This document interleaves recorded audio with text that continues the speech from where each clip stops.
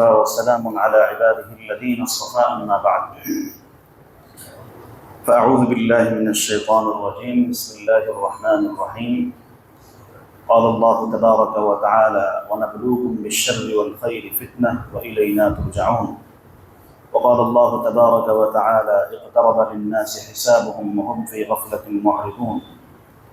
وقال الله تبارك وتعالى: يسألونك عن الساعة أيان مرساها قل إنما علمها عند ربي لا يجليها لوقتها إلا هو ثقلت في السماوات والأرض لا تأتيكم إلا بغتة يسألونك كأنك حفي عنها قل إنما علمها عند الله ولكن أكثر الناس لا يعلمون. আমাদের আলোচনা কিয়ামতের আলামত সম্পর্কে চলছিল। কিয়ামতের আলামত কত প্রকার বলেন তো? দুই প্রকার। একটা হলো ছোট ছোট আলামত, আর একটা হলো বড় বড় আলামত। ছোট ছোট আলামতগুলা পূর্বে প্রকাশ পাবে, আর বড় বড় আলামত কিয়ামতের একদম সন্নিকটে প্রকাশ পাবে। কিয়ামত এত ভয়াবহ জিনিস, কিয়ামত সম্পর্কে আল্লাহ তাআলা কোরআনে বিভিন্ন জায়গায় বলেছেন। তার মধ্যে আজকে আমরা একটা পড়লাম, সূরাতুল আম্বিয়া শুরুতেও আল্লাহ বলেছেন, মাঝে মাঝেও বলেছেন। আল্লাহ বলেছেন ইকতারাবা লিন-নাসি হিসাবুহুম, মানুষের হিসাব খুব কাছে হয়ে গেছে। ইকতারাবা লিন-নাসি হিসাবুহুম ওয়া হুম ফি গাফলাতিন মু'রিদুন, আর তারা গাফলাতের মধ্যে পড়ে আছে, কোরআন পাকের আয়াত এবং দ্বীনি বিধান থেকে বিমুখ হয়ে আছে। আল্লাহ তাআলা সূরা কমরের শুরুতে বলেছেন ইকতারাবাতিস সাআ, কিয়ামত সন্নিকটে হয়েছে। ওয়ান শাক্কাল কমর, এবং চাঁদ বিদীর্ণ হয়েছে। আরেক জায়গায় আল্লাহ ইরশাদ করতেছেন, নবী করিম আলাইহিস সালাতু ওয়াস সালামকে বলতেছেন, ইয়াসআলুনাকা, লোকেরা আপনার কাছে জিজ্ঞাসা করে, আনিস সাআ, কিয়ামত সম্পর্কে, আইয়ানা মুরসাহা, কিয়ামত কবে হবে? কুল ইন্নামা ইলমুহা ইনদা রাব্বি, আপনি বলে দিন যে তার ইলম একমাত্র আমার রবের নিকটে আছে। লা ইউজাল্লিহা লিওয়াক্তিহা ইল্লা হু, তার সময় মতো কিয়ামতকে প্রকাশ করবেন একমাত্র আল্লাহ তাআলা। সাকুলাত ফিস সামাওয়াতি ওয়াল আরদ, কিয়ামতের এই ঘটনা আসমান আর জমিনের বিরাট ভারী এক ঘটনা। কখন হবে? লা তা'তিকুম ইল্লা বাগতা, হঠাৎ করে কিয়ামত কায়েম হয়ে যাবে। কিয়ামত যখন কায়েম হবে, আলোচনা পরেও হবে, যে দর্জি সে কাপড় কাটতে থাকবে, একজন হাউস লেপতে থাকবে, হাউস মাটি। তো দর্জি কাপড় কাটতে কাটতে এক পাশে সে পড়ে যাবে, এক পাশে তার কেচি পড়ে যাবে। হাউস লেপনকারী লেপনরত অবস্থায় পড়ে যাবে। এরা সব কাফের থাকবে তখন। লা তা'তিকুম ইল্লা বাগতা, হঠাৎ কিয়ামত চলে আসবে। ইয়াসআলুনাকা কাআন্নাকা হাফিয়ুন আনহা, তারা আপনার কাছে কিয়ামত সম্পর্কে জিজ্ঞাসা করে এমন ভাবে মনে হয় যেন আপনি কিয়ামত সম্পর্কে জানেন। কুল ইন্নামা ইলমুহা ইনদাল্লাহ, আপনি এই কথা বলে দেন যে কিয়ামতের জ্ঞান একমাত্র আল্লাহ পাকের কাছে। ওয়ালাকিন্না আকসারান নাসি লা ইয়ালামুন, বেশিরভাগ লোক কিয়ামত সম্পর্কে অবগত নয়। তো কিয়ামতের ব্যাপারে আল্লাহ তাআলা কোরআনে পাকের মধ্যে বিভিন্ন জায়গায় বলেছেন। কিয়ামতের ছোট ছোট আলামতের কিছু আলোচনা হয়েছে। তার মধ্যে একটা হলো আল্লাহর নবীর বিআসাত, নবী হওয়া, আল্লাহর নবীর মৃত্যুবরণ করা, গণহারে মৃত্যু হওয়া, আলোচনা হয়েছে। আরেকটা আলোচনা আছে ওয়াজহুল হাদিস, কিয়ামতের আগে জাল হাদিসের ব্যাপকতা বেড়ে যাবে। বিভিন্ন জন জাল হাদিস বানাবে। হাদিস মানুষকে দিনের দিকে উদ্বুদ্ধ করার নামে জাল হাদিস বানায় বানায়, যে হাদিসের কোনো ভিত্তি নেই, মানুষের মধ্যে বয়ান করবে। আরেকটা আলামত হলো কিয়ামতের আগে ভণ্ড নবীদের আবির্ভাব হবে, যারা নিজেদেরকে নবী বলে দাবি করবে। আল্লাহর নবী বলেছেন, ইয়াজহারু সালাসুনা দাজ্জালুনা কাযাবুন, 30 জন ভণ্ড নবীর আবির্ভাব হবে, যারা সকলেই হবে প্রতারক এবং মিথ্যাবাদী। কুল্লুহুম ইয়াজউমু আন্নাহু নবী, সব প্রত্যেকে দাবি করবে যে সে নবী। ওয়ালা নাবিয়্যা বা'দি, অথচ আমার পরে কোনো নবী নাই। এদের মধ্যে আল্লাহর নবীর যুগেই একজন নবুয়তের প্রায় দাবি করে বসেছে, মুসাইলামাতুল কাযযাব।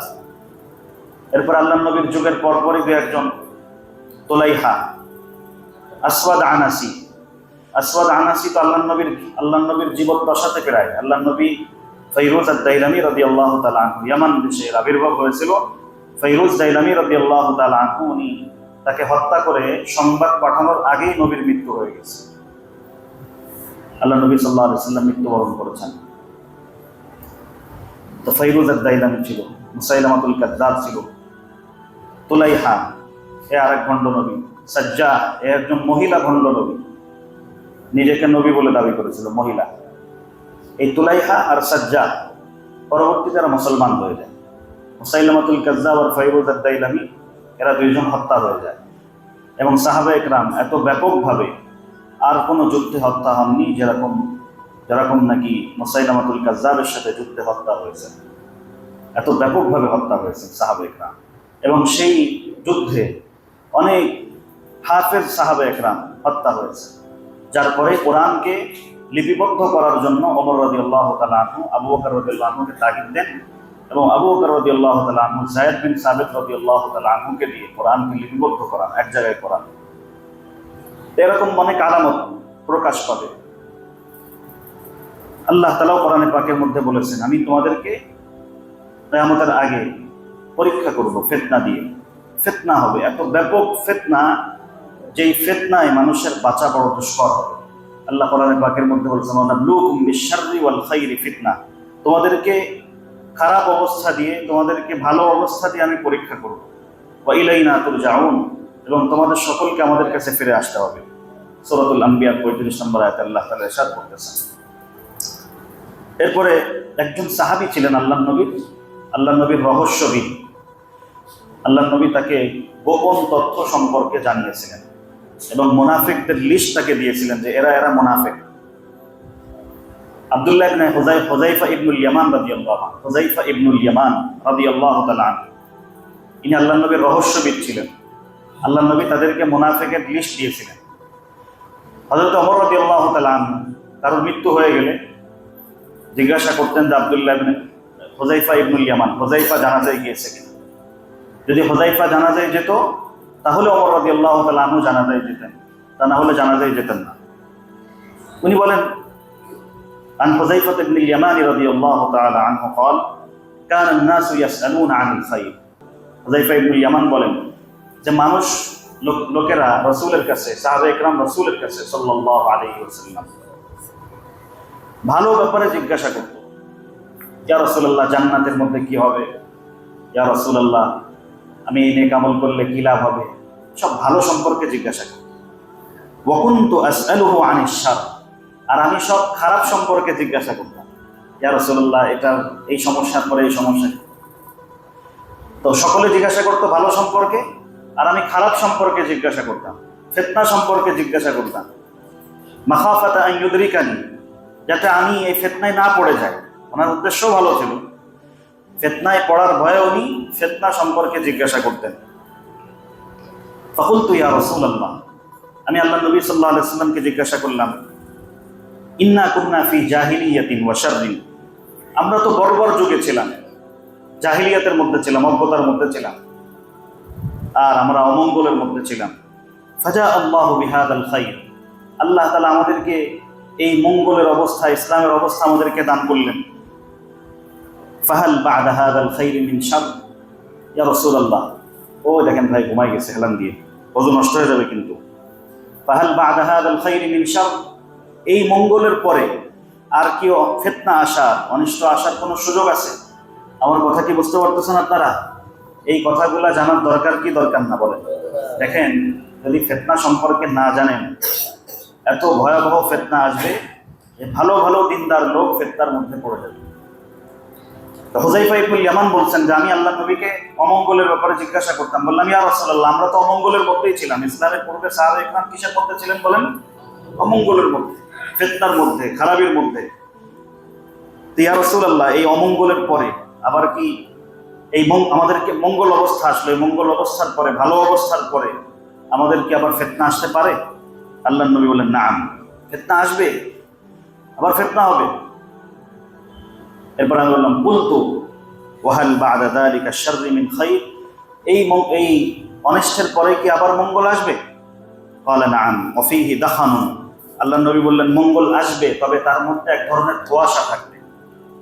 মঙ্গল আসবে, তবে তার মধ্যে এক ধরনের ধোঁয়াশা থাকবে।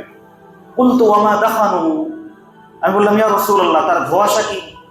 আল্লাহ নবী বললেন, কওমুন, যারা নেতৃত্বে থাকবে তারা এমন সব লোক থাকবে অথবা ওই যুগের যা মানুষগুলো হবে, ইয়াস্তান্নুনা বিগাইরি সুন্নতি, তারা আমার সুন্নাত ছাড়া অন্য সুন্নাতকে মানবে। এখন আরব বিশ্বের প্রতিটা দেশকে লক্ষ্য করেন, তাদের বিচার ব্যবস্থা, তাদের জীবন পরিচালনা আল্লাহ নবীর সুন্নাত তরিকায় নাকি সুন্নাত তরিকার খিলাফ? বলেন তো, খিলাফ। আল্লাহ হেফাজত করেন। ওয়ায়াহদুনা বিগাইরি হাদি, এবং তারা আমার দিক নির্দেশনা ছাড়া অন্য দিক নির্দেশনাকে ফলো করে চলবে। তারিফু মিনহুম ওয়া তুনকির, তুমি সেখান থেকে অনেক বিষয়কে ভালো দেখবা, অনেক বিষয় তুমি অমঙ্গল দেখবা, খারাপ দেখবা। আমি জিজ্ঞাসা করলাম, ফাকুলতু ফাহাল বা'দা যালিকাল খাইরি মিন শার, এই মঙ্গলের যতটুকু মঙ্গলই থাক ধোঁয়াশাপূর্ণ, এই মঙ্গলের পরে কি ব্যাপক বড় কোনো ফিতনা হবে? ক্বালা নাআম, বলে হ্যাঁ হবে। কেমন ফিতনা হবে? রাসূলুল্লাহ সাল্লাল্লাহু আলাইহি ওয়াসাল্লামকে আমি জিজ্ঞাসা করলাম। আল্লাহ নবী বললেন, দুআতুন আলা আবওয়াবি জাহান্নাম, জাহান্নামের দিকে সরাসরি দাওয়াত দিবে আহ্বানকারী লোকজন নেতৃত্বে থাকবে এবং ওই যুগে থাকবে। নাউযুবিল্লাহ বললাম না? মান আজাবাহুম, কত কঠিন কথা। মান আজাবাহুম, যে তাদের জবাব দিবে, যে তাদের কথায় সাড়া দিবে, ফাযাফুহু ফিহা, তারা তাকে জাহান্নামে নিক্ষেপ করে ছাড়বে। নাউযুবিল্লাহ। ফাকুলতু ইয়া রাসূলুল্লাহ সিফহুম লানা, আমি বললাম ইয়া রাসূলুল্লাহ, আপনি তাদের অবস্থা, তাদের গুণাগুণ আমাদেরকে বয়ান করে দিন, যে তারা কেমন হবে। তো রাসূলুল্লাহ সাল্লাল্লাহু আলাইহি ওয়াসাল্লাম বড় ভয়ঙ্কর কথা বলেছেন। ক্বালা নাআম, তোমাকে বলছি, হুম মিন জিলদাতিনা, তারা আমাদেরই বংশোদ্ভূত, মুসলমানদেরই দলভুক্ত। ওয়া ইয়াতাকাল্লামুনা বিআলসিনাতিনা, মুসলমানদের মতোই কথা বলবে, মুসলমানদের পক্ষে কথা বলবে, অথচ তারা জাহান্নামের দিকে আহ্বানকারী হবে। কত ভয়ঙ্কর অবস্থা। ফাকুলতু ইয়া রাসূলুল্লাহ ফামা তারা, ওয়া ফি রিওয়ায়াতিন ফামা তা'মুরুনি, আমি আল্লাহ নবীকে বললাম, ইয়া রাসূলুল্লাহ, আপনি আমাকে কি আদেশ করেন সেই সময়ের ব্যাপারে, আমার করণীয় কি? আল্লাহ নবী সাল্লাল্লাহু আলাইহি সাল্লাম বললেন, তালজামু জামাআতাল মুসলিমিন, তুমি তখন মুসলমানদের বড় দলকে, হকপন্থী দলকে তুমি আঁকড়ে ধরবে। ওয়া ইমামাহুম, এবং মুসলমানদের যদি কোনো নেতা থাকে সেই নেতাকে, মুসলমানদের ইমামকে তুমি আঁকড়ে ধরবে। কুলতু ফাইল্লাম তাকুন লাহুম জামাআতুন, ইয়া রাসূলুল্লাহ, যদি তাদের কোনো দল না থাকে, কোনো সংঘবদ্ধ জামাত না থাকে, তাদের ইমাম না থাকে, তাহলে আমি কি করব? রাসূলুল্লাহ সাল্লাল্লাহু আলাইহি সাল্লাম বলেন, ক্বালা ফা'তাজিল তিলকাল ফিরাকা কুল্লাহা, তখন তুমি সমস্ত দল থেকে বিচ্ছিন্ন হয়ে আলাদা জীবন যাপন করো। ওয়ালাউ আন তাউদ্দা বিআসলি শাজারাতিন, যদি তুমি কোনো গাছের গোড়ায় নিজেকে জমায়ে রাখো, গাছের গোড়ায় তুমি পড়ে থাকো, কোনো গাছের গোড়ায়, হাত্তা ইউদরিকাকাল মাউত, আর এই অবস্থায় তোমার মওত চলে আসে, ওয়া আনতা আলা যালিক, এই অবস্থাতে তুমি থাকো, এটা তোমার জন্য উত্তম কোনো দলের সাথে ঘেরা হতে। এই হাদিসটি বুখারী শরীফের 8 নম্বর খণ্ডের 92 নম্বর হাদিস, বাবুল ফিতান। মুসলিম শরীফের 1847 নম্বর হাদিস, বাবু উজুবি মুলাজামাতি ইমামিল মুসলিমিন ওয়া জামাআতিহিম, মুসলমানদের জামাত এবং ইমামকে মজবুতভাবে ধরার অধ্যায় রয়েছে। তো আল্লাহ নবী সাল্লাল্লাহু আলাইহি সাল্লাম এই হাদিসের মধ্যে ফিতনার সময় করণীয় কি বলেছেন। হযরত আব্দুর রহমান বিন আব্দে রব্বি একজন তাবিঈ ছিলেন। উনি বলেন ফিতনা সম্পর্কে একটা হাদিস, দাখালতুল মসজিদা, আমি মসজিদ হারামে প্রবেশ করলাম। ফাইদা আব্দুল্লাহ ইবনে আমর ইবনুল আস, আব্দুল্লাহ বিন আমর ইবনুল আস রাদিয়াল্লাহু তাআলা, ওমর, দুইজন, একজন আমর, একজন ওমর। ওমর দ্বিতীয় খলিফা যিনি, ওনার নাম হলো ওমর, আমরা বাংলায় বলি ওমর। আর একজন সাহাবী ছিলেন যিনি মিশর জয় করেছেন, ওনার নাম হলো আমর, আমর ইবনুল আস। দুইজনেরই ছেলের নাম হলো আব্দুল্লাহ, আর দুইজনই ছিলেন বড় ইবাদত গুজার এবং বহু হাদিসের রিওয়ায়াতকারী। একজনের নাম আব্দুল্লাহ বিন আমর ইবনুল আস, আর একজনের নাম আব্দুল্লাহ বিন ওমর ইবনুল খাত্তাব। তিনি হলো আব্দুল্লাহ বিন আমর ইবনুল আস রাদিয়াল্লাহু তাআলা, বহুত বড় বুজুর্গ সাহাবী ছিলেন। তো আব্দুর রহমান বিন আব্দে রব্বিল কাবা একজন তাবিঈর নাম। উনি বলেন যে আমি মসজিদ হারামে প্রবেশ করলাম। কোথায় প্রবেশ করলাম? মসজিদুল হারামে। সেখানে দেখলাম কাবা শরীফের ছায়ায় হযরত আব্দুল্লাহ বিন আমর ইবনুল আস রাদিয়াল্লাহু আনহু বসে আছে। ওয়ান নাসু মুজতামিউনা ইলাইহি, লোকেরা তার পাশে ভিড় জমায় বসে আছে। ফাআতাইতুহু, আমি ওই ভিড়ের কাছে গেলাম। ওয়া জালাসতু ইলাইহি, এবং আমি আব্দুল্লাহ ইবনে আমর ইবনে আস রাদিয়াল্লাহু তাআলা আনহুর কাছে বসলাম। ফাকালা, তিনি আমাদেরকে একটা রিওয়ায়াত শোনালেন, কুন্না মা রাসূলিল্লাহি সাল্লাল্লাহু আলাইহি ওয়াসাল্লাম, আমরা রাসূল করিম আলাইহিস সালাতু ওয়াস সালামের সাথে এক সফরে ছিলাম। ফানাজালনা মানজিলান, আমরা একটা জায়গায় অবস্থান করলাম। সেখানে অবস্থান করার পরে ফামিন্না মান খিবাআহু, কেউ কেউ তার তাঁবু ঠিক করতে লেগে গেল অথবা তাঁবুর মধ্যে অবস্থান করতে শুরু করলো। ওয়ামিন্না মান ইয়ানতাসিল, কেউ তার ধনুককে ঠিক করতে শুরু করলো, তীর ধনুক এগুলা সুন্দর করে ধার দিচ্ছে, এগুলার ফলা ঠিক করতেছে। কেউ কেউ ওয়ামিন্না মান হুয়া ফি জাশারি, কেউ কেউ তার প্রাণীকে ঘাস খাওয়াতে লেগে গেল। ইযনাদা মুনাদি রাসূলিল্লাহি সাল্লাল্লাহু আলাইহি ওয়াসাল্লাম আনিস সালাতু জামিআ, হঠাৎ এক আওয়াজ আসলো রাসূলের ঘোষকের পক্ষ থেকে, ঘোষণাকারীর পক্ষ থেকে, আস-সালাতু জামিআ। আস-সালাতু জামিআ শব্দের অর্থ হলো নামাজ সকলকে একত্রিত করছে। এটা একটা পরিভাষা ছিল। এই পরিভাষার মাধ্যমে, এই শব্দের মাধ্যমে, এই ঘোষণার মাধ্যমে মুসলমানদেরকে একত্রিত করা হতো।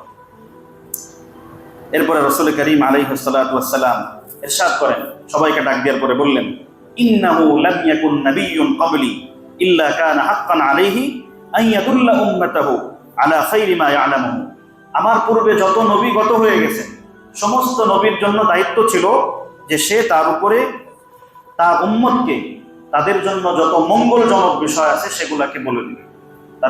তাদেরকে কি বলে দিবে? যত মঙ্গলজনক বিষয় আছে, যত ভালো বিষয় আছে এগুলাকে বলে দিবে, এটা নবীর দায়িত্ব ছিল। ওয়ায়ুনদিরাহুম শাররা মা ইয়ালামুহু লাহুম, আর তাদেরকে সব অনিষ্ট থেকে তাদেরকে ভীত করবে, অনিষ্টের ব্যাপারে তাদেরকে ভীতি প্রদর্শন করবে। ওয়া ইন্না উম্মাতাকুম হাদিহি, আর আল্লাহ নবী সেই হিসাবে নিজের উম্মতের ব্যাপারে বললেন, তোমাদের এই উম্মত বা আমার এই উম্মত জুইলা আফিয়াতুহা ফি আউয়ালিহা, এই উম্মতের শান্তির অবস্থা, নিরাপত্তার অবস্থা উম্মতের প্রথম ভাগে করা হয়েছে। প্রথম ভাগ বলতে রাসূলের যুগ, তাবেঈনদের, সাহাবাদের যুগ, তাবেঈনদের যুগ, তাবেঈনদের যুগ, এই যুগগুলোর মধ্যে মঙ্গলের অবস্থা রাখা হয়েছে। কোনো ধরনের ফিতনা ফাসাদ সেখানে নাই। আল্লাহ নবী কথা বললেন, সায়ুসিবু আখিরাহা বালাউন ওয়া উমুরুন তুনকিরুনাহা, তবে এই উম্মতের শেষ ভাগে, মানে আমরা যে অবস্থাতে, আমরা যেই সময় আছি, তাদের কিছু এমন অবস্থা আসবে যে অবস্থাগুলোকে তোমরা অপছন্দ করবে এবং যে অবস্থাগুলো বড় ভীতিকর হবে। ওয়াতাজিউ ফিতনাতুন, এক একটা ফিতনা উঠবে আর উম্মত বলবে, হাদিহি মাহলাকাতি, এটা আমার হালাকাতের, ধ্বংসের কারণ হয়ে গেছে। ভাই কথা বুঝতেছেন? মাথা নিচে হয়ে গেছে অনেকের, আগে মাথা উঁচা করেন তারপরে কথা বলি। আমি কষ্ট করে বয়ান তৈয়ার করে নিয়ে আসি আর আপনারা বয়ান না শুনে একটু মাথালে হলো। এই বয়ান কি, মানে বয়ান যে করা হচ্ছে, কথাগুলোতে বলা হচ্ছে, এগুলো অনর্থক বলা হচ্ছে না কাজের কথা বলা হচ্ছে? তাহলে কথা কি জেগে জেগে শুনতে হবে না মাথা নিচে করে শুনতে হবে? তাহলে একটু জেগে জেগে শোনেন। তাহলে আল্লাহ নবী কি বললেন? প্রত্যেক নবীর দায়িত্ব কি বলেন তো? কয়টা? দুইটা। একটা দায়িত্ব হলো মঙ্গলজনক বিষয়কে বলে দেওয়া, অমঙ্গল থেকে ভীতি প্রদর্শন করা।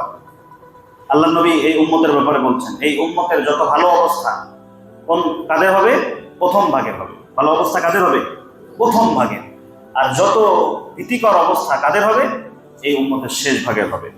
এক একটা ফিতনা আসবে, ফিতনা দেখে মুমিন বলবে, হাদিহি মাহলাকাতি, এই ফিতনায় মনে হয় আমি ধ্বংস হয়ে যাবে, এই ফিতনা মনে হয়, এই ফিতনা থেকে আমি বাঁচতে পারবো না। সুম্মা তানকাশিফ, অতঃপর এই ফিতনা আবার চলে যাবে। ওয়াতাজিউল ফিতনা, আবার ফিতনা আসবে। ফিতনা বলতে এমন অবস্থা ইসলামের মধ্যে এমন জড়তা পয়দা হয়ে যাওয়া, যে জড়তায় ঈমানকে দৃঢ় রাখা বড় মুশকিল, দৃঢ় রাখা বড় কঠিন। আমাদের দেশে তো আমরা কওমি মাদ্রাসার কারণে, ওলামা ইকরামের কারণে, বছরে বছরে ওয়াজ হওয়ার কারণে, গলিতে গলিতে মসজিদ হওয়ার কারণে বিষয়গুলা ঠিক পায় না। বেশি দূর না, ভারতে যেয়ে দেখেন মুসলমানদের উপরে কি অবস্থা যায়। দিল্লিতে কি পরিমাণ মসজিদকে ভাঙা হয়। ফিলিস্তিনের অবস্থা দেখতেছেন না? ফিলিস্তিনে মুসলমানরা অগ্নি পরীক্ষা দিচ্ছে, অগ্নি পরীক্ষা। আমি তো অবাক হয়ে যাই। গাজার পুরুষ লোক তো দূরের কথা, গাজার বৃদ্ধা মহিলাদেরকে জিজ্ঞাসা করো, আপনি কি গাজা ছাড়তে চান? বলে, আমার জীবন এখানে, আমার মরণ এখানে। যতই বোম পড়ুক আর যতই রকেট হামলা হোক, গাজায় জন্মলাভ করেছি, গাজায় যেন আমার মৃত্যু হয় সে আশা আমি করি। অগ্নি পরীক্ষা দিচ্ছে। আল্লাহু আকবার। আল্লাহ আমাদেরকে পরীক্ষার থেকে হেফাজত করুন। আল্লাহর কাছে আমরা পরীক্ষা চাই না, পরীক্ষা দিলে আমরা পারবো না, কারণ আমরা দুর্বল ইমানদার। যেন আল্লাহর কাছে পরীক্ষা না চাওয়া। হ্যাঁ, তবে যদি কেউ পরীক্ষায় পড়ে যায় অবশ্যই তাকে পরীক্ষায় জমে থাকতে হবে। তো এই ফিতনা সম্পর্কে জানতে হবে, না জানলে ফিতনায় পড়লে আপনি বুঝবেন কিভাবে? এই ফিতনার অবস্থা যখন হবে, আল্লাহ নবী সাল্লাল্লাহু আলাইহি ওয়াসাল্লাম বলেন, ফামান আহাব্বা, যে ব্যক্তি এই ফিতনার অবস্থায় জাহান্নাম থেকে বাঁচতে চায়, ফামান আহাব্বা আন ইউজাহজাহা আনিন নার, যে ব্যক্তি এই ফিতনার অবস্থায় জাহান্নাম থেকে বাঁচতে চায়, ওয়া ইয়াদখুলাল জান্নাহ, জান্নাতে যেতে চায়, তার জন্য করণীয় কি? আল্লাহ নবী বলেন, ফালতাতিহি মানিয়াতুহু, তার মৃত্যু যেন এমন অবস্থায় আসে, ওয়া হুয়া ইউমিনু বিল্লাহি ওয়াল ইয়াউমিল আখির, সে আল্লাহর উপর ঈমান রাখে এবং কিয়ামত দিবসের উপর ঈমান রাখে। ওয়ালিয়াতি ইলান নাস আল্লাযী আন ইউতা ইলাইহি, আল্লাযী ইউহিব্বু আন ইউতা ইলাইহি, আর মানুষের সাথে সে ওই আচরণ করে যেই আচরণটা সে নিজের সাথে করা পছন্দ করে। আপনাকে কেউ গালি দিক, এটা আপনি পছন্দ করেন? কথা বলেন না কেন? আপনি পছন্দ করেন? তাহলে আপনি গালিটা মানুষকে দিয়ে এত পছন্দ করেন। কেউ যদি আপনারে কটু কথা বলে আপনি গালি দিয়ে দেন, কেউ আপনাকে কটু কথা বলুক, এটা আপনি পছন্দ করেন? পছন্দ করেন। তা আপনি যেরকম কেউ আপনাকে কটু কথা বলুক, গালি দিক, এটা পছন্দ করেন না, এটা আপনাকে মানুষের জন্য পছন্দ করতে হবে। দুইটা কাজ করতে হবে, একটা হলো আল্লাহর উপর ঈমান রাখতে হবে, কিয়ামত দিবসের উপর ঈমান রাখতে হবে। 2 নম্বর হলো মানুষের সাথে সে ওই আচরণ করবে যে আচরণটা সে নিজের সাথে করাকে পছন্দ করবে। এই অবস্থায় যদি কোনো নেতা পাওয়া যায়, ইমাম পাওয়া যায়, যে শরিয়াতের অনুসারী, ওমান বায়া ইমামান, যে ব্যক্তি এই অবস্থাতে কোনো ইমামের অনুসরণ করবে, ফাআতাহু সাফকাতা ইয়াদিহি, তার হাতে বায়াত করবে, ওয়া সামরাতা কলবিহি, এবং তাকে সে ভালোবাসবে, তাহলে সে যেন সেই ইমামের অনুসরণ করে। আর ওই ইমাম থাকা অবস্থায় অন্য কোনো ইমাম এসে যদি তার নেতৃত্বকে ছিনিয়ে নিজের নেতা হতে চায়, তাহলে আল্লাহ নবী বলেন, ফাজরিবু উনকাহু, দ্বিতীয় জনকে হত্যা করে ফেলবে। এটা তো আমি কয়েকটা হাদিস বললাম। এর পাশাপাশি ইরবাজ ইবনে সারিয়া রাদিয়াল্লাহু তাআলা আনহু, আল্লাহ নবীর একজন সাহাবী, উনি বলেন যে আল্লাহ নবী সাল্লাল্লাহু আলাইহি ওয়াসাল্লাম একবার অভ্যাসের খেলাফ লম্বা এক বয়ান করলেন। লম্বা বয়ান, কেমন লম্বা? আল্লাহ নবীর বয়ান হতো 20 মিনিট থেকে 25 মিনিট, কারণ আল্লাহ নবী জামিউল কালিম ছিলেন, অল্প কথায় অনেক মর্ম বোঝাতে পারতেন। এটা আল্লাহ নবীর একটা মুআজিজা ছিল, অল্প কথায় অনেক বিষয় বোঝাই দিতেন। কিন্তু একবার অভ্যাসের খিলাফ রাসূল করিম আলাইহিস সালাতু ওয়াস সালাম লম্বা বয়ান করলেন। কেমন লম্বা? ফজরের নামাজের পর থেকে নিয়ে শুরু করে একেবারে আসরের নামাজ পর্যন্ত, জোহর পর্যন্ত, জোহর থেকে শুরু করে আসর পর্যন্ত, আসর থেকে শুরু করে মাগরিব, মাগরিব থেকে নিয়ে ইশা, পুরা দিন বয়ান। আর হযরত ইরবাজ বিন সারিয়া রাদিয়াল্লাহু আনহু বলেন, ওয়াযানা রাসূলুল্লাহ সাল্লাল্লাহু আলাইহি ওয়াসাল্লাম মাউইযাতা মুওয়াত্তিন, আল্লাহর নবীর এই ওয়াজ শুনে মনে হচ্ছে যে আল্লাহর নবী খুব দ্রুত বিদায় নিয়ে যাবেন। আর ওয়াজের ভাষা এত হৃদয় গ্রাহী ছিল, জারিফাত মিনহুল উয়ুন, এই বয়ান শুনে আমাদের সবার চোখ দিয়ে পানি বের হয়ে গেল, ওয়াজিলাত মিনহাল কুলুব, এবং বয়ান শোনার পরে অন্তর কেঁপে উঠল। আমরা বুঝলাম যে আল্লাহর নবী সাল্লাল্লাহু আলাইহি ওয়াসাল্লাম বেশি দিন দুনিয়াতে থাকবেন না। তো আমি জিজ্ঞাসা করলাম, ইয়া রাসূলুল্লাহ, আপনার পরে আমাদের করণীয় কি? বা আপনার পরে যদি ফিতনা আসে সে অবস্থা আমাদের করণীয় কি? আল্লাহর নবী সাল্লাল্লাহু আলাইহি ওয়াসাল্লাম একটা সুন্দর কথা বললেন, ইন্নাহু মান ইয়াইশ মিনকুম বা'দি, আমার পরে তোমাদের মধ্যে যারা বেঁচে থাকবে, ফাসায়ারা ইখতিলাফান কাসীরা, তারা ইসলামের নামে বহু মতানৈক্য দেখবে, ইসলামের নামে। তখন করণীয় কি? ফাআলাইকুম বিসুন্নতি, তখন তোমরা আমার সুন্নাতকে দৃঢ়ভাবে ধরবে, ওয়া সুন্নাতিল খুলাফায়ে রাশিদিন আল মাহদিয়িন, এবং খুলাফায়ে রাশিদিনের সুন্নাতকে দৃঢ়ভাবে ধরবে। তামাসসাকু বিহা ওয়া আদ্দু আলাইহা বিন নওয়াজিদ, খুলাফায়ে রাশিদিনের সুন্নাতকে হাত দিয়েও মজবুতভাবে ধরবে, দাঁত দিয়েও কামড়ায় ধরবে, অর্থাৎ খুব দৃঢ়ভাবে ধরবে। তাহলে দৃঢ়ভাবে ধরলে, খুলাফায়ে রাশিদিনের সুন্নাতকে, রাসূলের সুন্নাতকে দৃঢ়ভাবে ধরলে, তাহলে ফিতনা থেকে বাঁচা যাবে। দেখেন এখানে একটা লক্ষণীয় বিষয় হলো, আল্লাহর নবীর সুন্নাতের উপর ফাআলাইকুম বিসুন্নতি, তখন তোমরা আমার সুন্নাতকে দৃঢ়ভাবে ধরবা। এরপরে ওর সুন্নাতিল খুলাফায়ে রাশিদিন আল মাহদিয়িন, আমার খুলাফায়ে রাশিদিন আবু বকর, ওসমান, ওমর, আলী, এদের সুন্নাতকেও দৃঢ়ভাবে ধরবা। এরপর আল্লাহ নবী বলছেন তামাসসাকু বিহা, হাত দিয়েও দৃঢ়ভাবে, তামাসসুক বলা হয় হাত দিয়ে দৃঢ়ভাবে ধরাকে, ওয়া আদ্দু আলাইহা বিন নওয়াজিজ, দাঁত দিয়েও কামড়িয়ে ধরবা। তো খুলাফায়ে রাশিদিন আল্লাহর নবীর সুন্নাতের ব্যাপারে হাত দিয়ে আঁকড়ে ধরার, দাঁত দিয়ে কামড়িয়ে ধরার কথা বললেন না, খুলাফায়ে রাশিদিনের সুন্নাতের ব্যাপারে হাত দিয়ে মজবুত করে ধরার, দাঁত দিয়ে কামড়িয়ে ধরার কথা বললেন। এর কারণ কি? তাহলে কি খোলাফায়ে রাশিদিনের সুন্নাত রাসূলের সুন্নাত থেকে বেশি দামি নাকি? এটা বোঝার বিষয় না। এটার কারণ হলো কিয়ামতের আগে কিছু কিছু ভ্রান্ত দল এমন হবে যারা বলবে আরে এটা তো ওমরের সুন্নাত। তারাবির ব্যাপারে বলে না, তারাবির নামাজ কয় রাকাত? আরে সবাই বলেন না, কয় রাকাত? 8 রাকাত, 20 রাকাত। এ তো ওমর বানাইছে, ওমর। নাউযুবিল্লাহি মিন যালিক। আল্লাহ নবী বলেছেন আমার সুন্নাতকেও দৃঢ়ভাবে ধরো, ওমরের মানে খোলাফায়ে রাশিদিনের সুন্নাতকেও দৃঢ়ভাবে ধরো। খোলাফায়ে রাশিদিনের মধ্যে ওমর নাই? আরে বলেন না কথা, ওমর আছে কিনা? আছে। ওমর রাদিয়াল্লাহু তাআলা আনহু 20 রাকাতের এই সুন্নাতকে জারি করেছেন।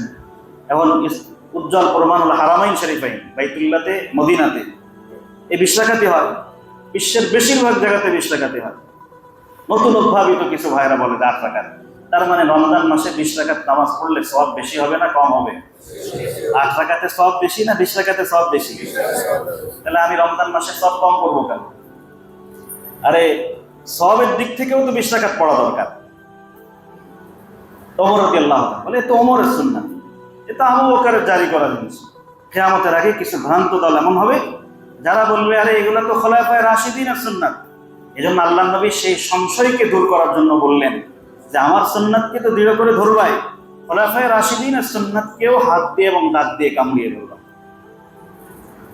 এরপর আল্লাহর নবী সাল্লাল্লাহু আলাইহি সাল্লাম কোরআনে পাকে সূরাতুল আরাফের আয়াতে সূরাতুল আনআমের আয়াতে আল্লাহর নবী সাল্লাল্লাহু আলাইহি সাল্লাম ইরশাদ করেন ওয়া আন্না হাযা সিরাতী মুস্তাকিমান ফাত্তাবিউ, এটা আমার সরল সঠিক পথ। আল্লাহ তাআলা কোরআনে পাকের মধ্যে বলেছেন, কে বলেছেন? আল্লাহ। এটা আমার সরল সঠিক পথ, ফাত্তাবিউ, তোমরা এই পথের অনুসরণ করো। ওয়ালা তাত্তাবিউস সুবুল, বহু পথের অনুসরণ করো না। তার মানে বোঝা গেল যে ইসলামের নামে বহু পথ হবে, ইসলামের নামেই হবে। ফাতাফাররাকু বিকুম আন সাবিলি, এই বহু পথ তোমাদেরকে আসল পথ হতে বিপথগামী করে দিবে। এই আয়াতটা আল্লাহ নবী সাল্লাল্লাহু আলাইহি সাল্লাম সাহাবায়ে কেরামকে হাতে কলমে বোঝাইছেন। সেই যুগে তো আর হোয়াইট বোর্ড আর ব্ল্যাক বোর্ড ছিল না, হোয়াইট বোর্ড আর মার্কার পেন, ব্ল্যাক বোর্ড আর চক ছিল না। আল্লাহ নবী তাদেরকে জমিনের মধ্যে রেখা টেনে বোঝাইছেন। সাহাবায়ে কেরামকে নিয়ে বসলেন, বসে একটা ধুলার মধ্যে লম্বা রেখা টানলেন, টেনে বললেন হাদা সিরাতী মুস্তাকিমা, আল্লাহ যে বলেছেন সরল সঠিক পথ, এই লম্বা পথটা হলো, লম্বা দাগটা হলো সরল সঠিক পথের চিহ্ন। সুবহানাল্লাহ। ওয়া খাত্তা খুতুতান, আবু দাউদ শরীফের দ্বিতীয় খণ্ডে হাদিস আছে, ওয়া খাত্তা খুতুতান আন ইয়ামিনিহি ওয়া আন শিমালিহি। সিয়াসিত্তার মধ্যে একটা গুরুত্বপূর্ণ কিতাব হলো আবু দাউদ শরীফ, 3 নম্বরে, বুখারী, মুসলিম, আবু দাউদ। এরপর আল্লাহ নবী সাল্লাল্লাহু আলাইহি সাল্লাম ডানে বামে অনেকগুলো রেখা টানলেন, রেখা টেনে বললেন হাদিহি সুবুল, আল্লাহ যে বলেছেন বহু পথের অনুসরণ করা যাবে না, এটাই হলো সেই বহু পথ, এটাই হলো বহু পথ।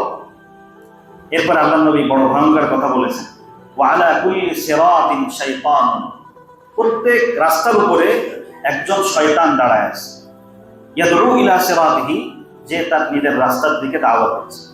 দেখেন আল্লাহ নবী লম্বা যে রেখা টেনেছেন, ছোট ছোট রেখাগুলা কিন্তু ওই লম্বা রেখার সাথে সম্পর্ক রেখে টেনেছেন।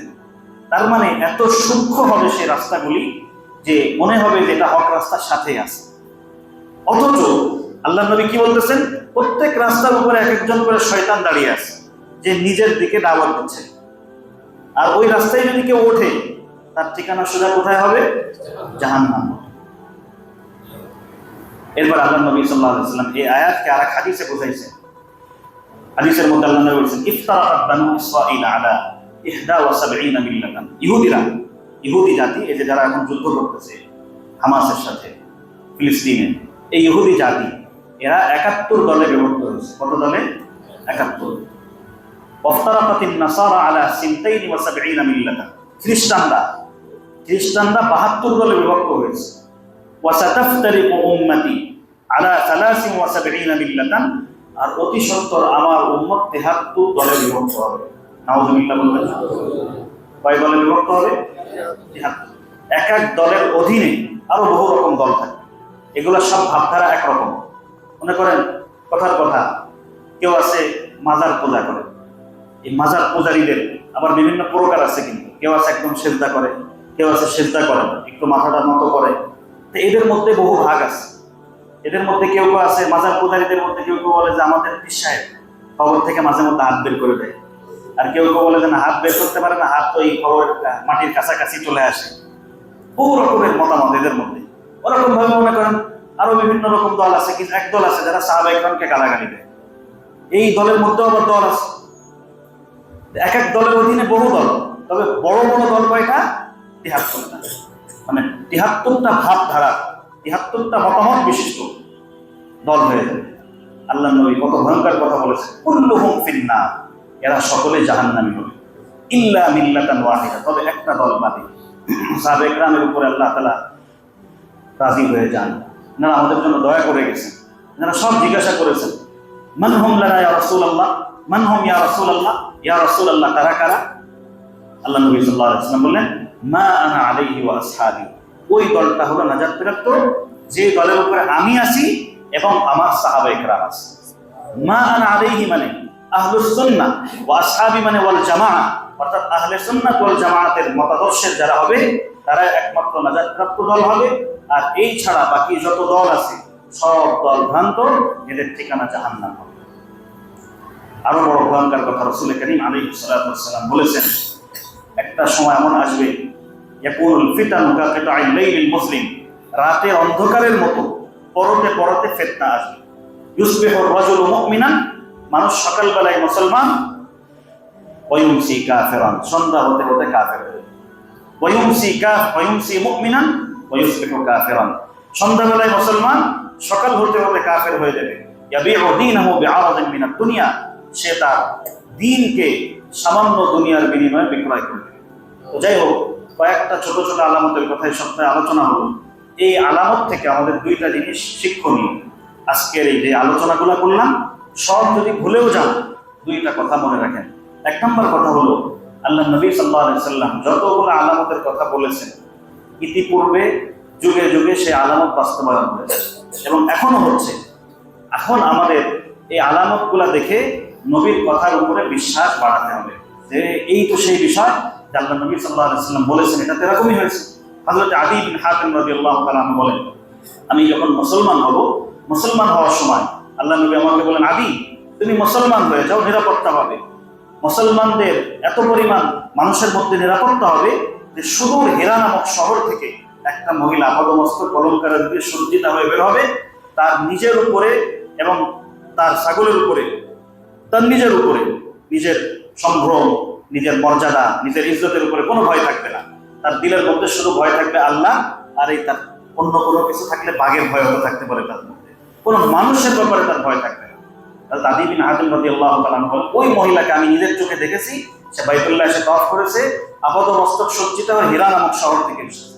আল্লাহ নবী যা বলেছেন অক্ষর অক্ষরে বিজয়, অক্ষর অক্ষরে বাস্তবায়ন হয়েছে। এরপরে উনি বলেন, আল্লাহ নবী আমাকে বলেছিলেন, কিসরা ইবনে হুরমুজের যে সিংহাসন এটা মুসলমানদের হাতে আসবে। তখন আমার এটা বিশ্বাস হয়নি। কি বলেন আপনি? কিসরা ইবনে হুরমুজ, আরবরা যার স্বপ্নেও যদি দেখতো যে কিসরা ইবনে হুরমুজের উপর আমি জয় হয়ে গেছি, তো সে মনে করতো আমার মনে হয় কোনো বিপদ আসতেছে। এত ভীতিকর অবস্থা, তারা এত পরিমাণ মর্যাদা তাদের দিলের মধ্যে ছিল। কি বলেন আপনি? কিসরা ইবনে হুরমুজ বিজিত হবে? বলে হ্যাঁ, এটা মুসলমানদের হাতে আসবে। উনি বলেন যে ওই দল যারা কিসরা ইবনে হুরমুজের সিংহাসনকে জয় করেছে, ওই এলাকা জয় করেছে, তার মধ্যে আমিও ছিলাম। আল্লাহ এটাকে বাস্তবায়ন করেছে। প্রিয় ভাইরা, একটা শিক্ষা হলো আল্লাহ নবী যা যা বলেছেন তা বাস্তবায়ন হবে এবং এটার দ্বারা আমাদের ঈমান বৃদ্ধি করতে হবে। দ্বিতীয় নম্বর বিষয় হলো, এই ফিতনাগুলো হওয়ার সময় আমাদের করণীয় হলো আমাদেরকে আহলে সুন্নাত ওয়াল জামাআতের সাথে থাকতে হবে। আহলে সুন্নাত ওয়াল জামাআতের সাথে যদি থাকি, তাদের মতাদর্শকে যদি গ্রহণ করি, তাহলে আমরা বাঁচতে পারব। বর্তমান সময়ে আমাদের এই ভারতবর্ষে আল্লাহ তাআলা একটা সুন্দর পন্থা কায়েম করে দিয়েছে। দারুল উলুম দেওবন্দের নাম শুনেছেন না? এই দারুল উলুম দেওবন্দ এবং দেওবন্দের ভাবধারা যত মাদ্রাসা এবং যত উলামা ইকরাম আছে, ইনারা এই ভারতবর্ষের আহলে সুন্নাত ওয়াল জামাআতের সবথেকে বড় প্রতিনিধিত্বকারী। ফলে আমাদের এই অঞ্চলের যতগুলা মাদ্রাসা আছে, বড় বড় মাদ্রাসা, এই মাদ্রাসাগুলোর সাথে, এই এলাকার ওলামাদের সাথে যদি আমরা আমাদের সম্পর্ককে কায়েম রাখি, ইনশাআল্লাহ এই ফিতনার অবস্থাতে আমরা আমাদের বিপদ থেকে রক্ষা পেয়ে যাব। আল্লাহ আমাদের সকলকে সঠিক বিষয়গুলো বোঝার এবং আমল করার তৌফিক দান করেন। আলহামদুলিল্লাহি রাব্বিল আলামিন।